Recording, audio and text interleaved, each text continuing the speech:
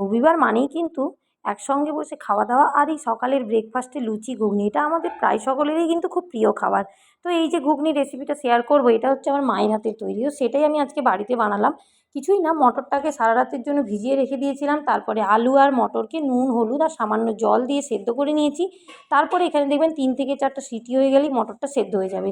তারপর কড়াইতে তেল দিয়ে, সর্ষের তেল দিয়ে, চিনি দিয়ে কালার করে নিয়েছি। সেরপরে পেঁয়াজ কুচি, কাঁচা লঙ্কা দিয়ে ভালো করে কষিয়ে রসুন দিয়ে দিয়েছি। রসুন দিয়ে ভালো করে কষিয়ে টমেটো কুচি দিয়ে ভালো করে একটু নুন দিয়ে কষিয়ে নেব।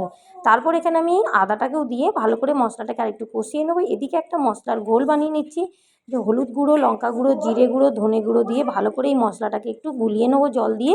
দিয়ে ওই মশলার ঘোলটাকে দিয়ে মশলাটাকে ভালো করে কষিয়ে নেব।